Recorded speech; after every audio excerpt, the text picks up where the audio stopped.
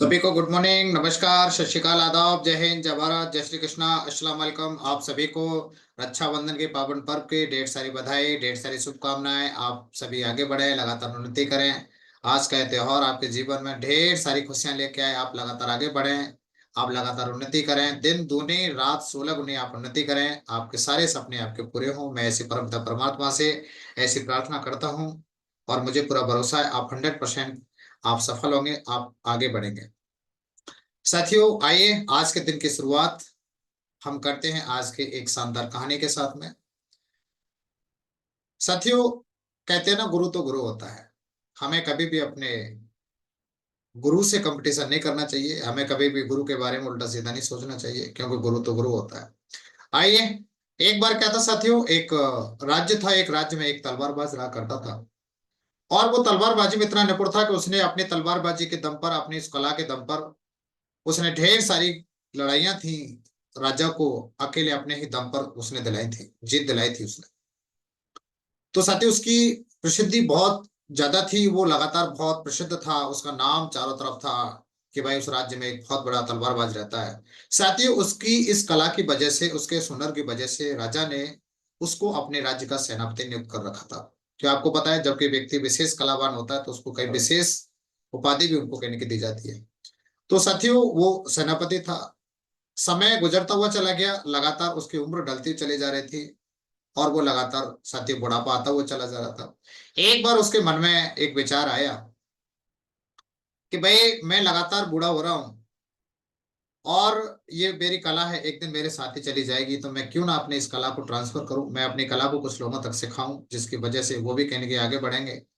तो उसने इस बात को, अपनी बात को राजा साहब तक पहुंचाया कि राजा साहब देखिए, मेरी उम्र ढल रही है, मैं आगे बूढ़ा होता हुआ चला जा रहा हूँ, और एक दिन ये मेरी कला मेरे साथ ही चली जाएगी। मैं चाहता हूँ कि आप अपने राज्य में ऐसा एक सूचना पहुंचाएं, लोगों तक मैसेज दें कि मतलब मैं अपनी इस कला को लोगों तक पहुंचाना चाहता हूं। तो आप अपने राज्य में ये ढिंढोरा पिटवाएं, ये सूचना पहुंचाएं कि जो भी कला सीखना चाहते हैं और वो कला सीखें। भाई हमारे तलवारबाज कला सिखाना चाहते हैं। राजा साहब चूंकि एक उनके बहुत भरोसेमंद सेनापति थे वो, तो उनकी बात को उन्होंने स्वीकार कर लिया। और स्वीकार करने के बाद में पूरे राज्य में साथियों ये ढिंडोरा पिटवा दिया गया, सूचना पहुंचा दी गई कि भाई हमारे तलवारबाज तलवारबाज सिखाना चाहते हैं, जो भी सीखना चाहते हैं उनका स्वागत है।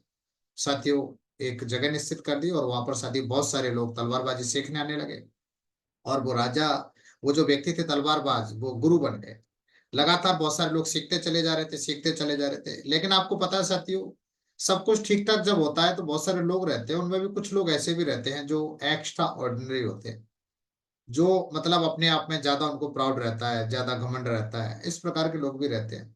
तो साथियों, एक व्यक्ति क्या था, उसे लगा कि यार वो लगातार गुरुजी से सीखता हुआ चला जा रहा था। उस व्यक्ति थे तलवारबाज से। तो सीखते उसे ये प्राउड आ गया, यार मैं तो बहुत सीख चुका हूँ, मैं तो बहुत जान चुका हूँ, और अब ये गुरुजी क्या, मैं तो इनसे भी ज्यादा निपुण हो चुका हूँ। तो साथियों, उसने क्या किया, वो राजा साहब के पास जाता, राजा साहब से बोला, राजा साहब देखिए, मैं भी अपने इस तलवारबाजी में बहुत निपुण हूँ, और मैंने भी ढेर सारे कई कई मैंने युद्ध जीते हैं। तो मैं भी चाहता हूँ कि आप मेरे को भी अपना सेनापति बनाएं, क्योंकि उनको भी आपने इसी कला के व्याप पर सेनापति बनाया था। तो राजा को समझ में आ गया कि कहने के इस व्यक्ति को अपनी इस कला पर घमंड आ गया है, ईगो आ गया है। तो उसने कहा भाई ठीक है, मैं आपकी बात स्वीकार करता हूँ, मैं आपकी बात को मानता हूँ, और हम आपको सेनापति नियुक्त जरूर करेंगे।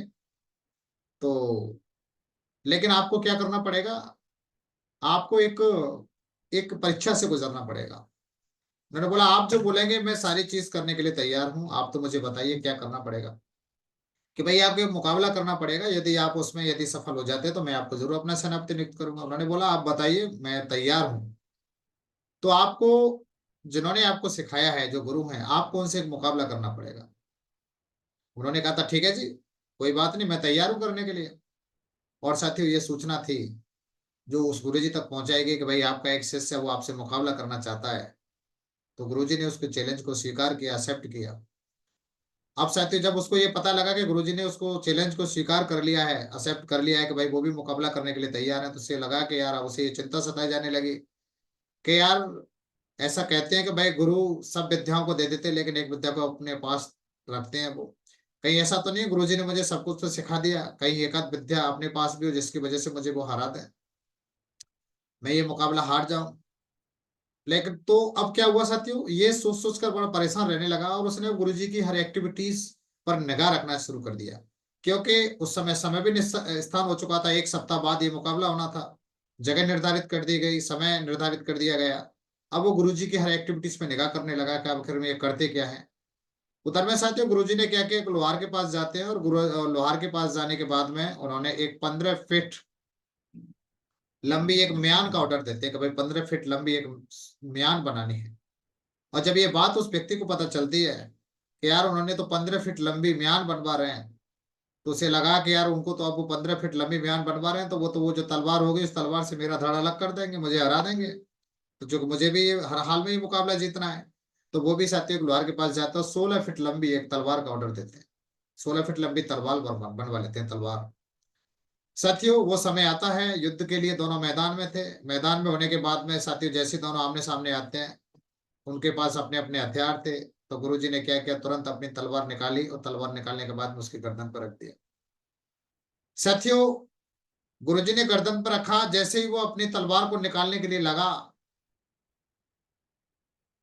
तो साथियों उतने में ढेर कर दिया, क्योंकि साथियों गुरुजी ने सिर्फ 15 फीट लंबी म्यान का ऑर्डर दिया था, तलवार का ऑर्डर नहीं दिया था।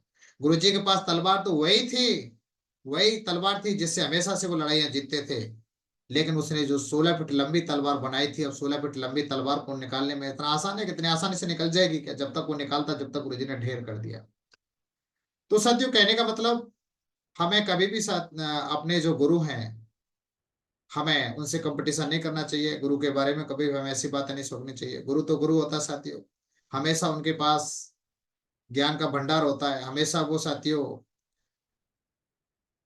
हमेशा उनके अंदर जो नॉलेज रहती है, वो नॉलेज ऐसी रहती है कि उसके दम पर साथियों उनको हराना इतना आसान नहीं है।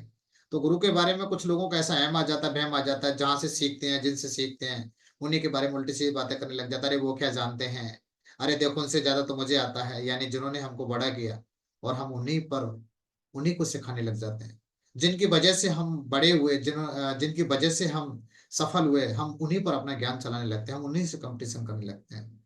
साथियों मैं तो परमात्मा से हमेशा ये प्रार्थना करता हूँ, हे परमात्मा मुझे हर जगह विजेता बनाना, मैं हर जगह आगे बढ़ूं। लेकिन कभी भी साथी मेरे गुरु से मैं आगे नहीं बढ़ना चाहता। मैं हमेशा कभी गुरु के बारे में ऐसे विचार भी नहीं मेरे दिमाग में कभी आता, गुरु के बारे में कभी विचार भी लो। तो साथियों हमेशा घर में माता पिता भी होते हैं, बहुत सारे बच्चे क्या करते हैं, अरे पापा आप पर नहीं आता, डैडी आप पर नहीं आता, आप पर क्या आता है। साथियों ऐसा भी कभी भी बच्चों को भी ऐसा भाव नहीं रखना चाहिए। माता पिता हो सकता है साथियों आपसे उम्र में बड़े हो हैं, माता पिता तो हैं ही हैं, आपसे पढ़ाई लिखाई में कम आपसे हो सकते हैं, लेकिन आखिर में है तो वो आपके माता पिता, है तो आपके पिता। वो हमेशा पिता तो पिता होता है, गुरु तो गुरु होता है। तो गुरु के बारे में कभी ऐसी बातें नहीं करनी चाहिए साथियों। और हमेशा अपने गुरु का सम्मान करें, अपने गुरु का आदर करें, और ऐसा करेंगे तो साथियों 100% बड़ी सी बड़ी लड़ाई आप जीत पाएंगे, और आप एक दिन विश्व विजेता जरूर बनेंगे। तो बहुत बढ़िया साथियों, बहुत बहुत धन्यवाद। आज की कहानी के माध्यम से आपने आज बहुत कुछ सीखने का मौका मिला। हमेशा अपने गुरु का सम्मान करो, और कभी भी गुरु के बारे में, आप गुरु से कितने भी आगे बढ़ जाओ, लेकिन कभी भी कंपटीशन गुरु से मत करना। गुरु के बारे में कभी नेगेटिव बातें मत करना, और लगातार आगे बढ़ना साथी। बहुत बहुत धन्यवाद, बहुत बहुत धन्यवाद, बहुत बहुत धन्यवाद, बहुत बहुत धन्यवाद। थैंक यू साथी, बहुत बहुत धन्यवाद आपके लिए। धन्यवाद, नमस्कार।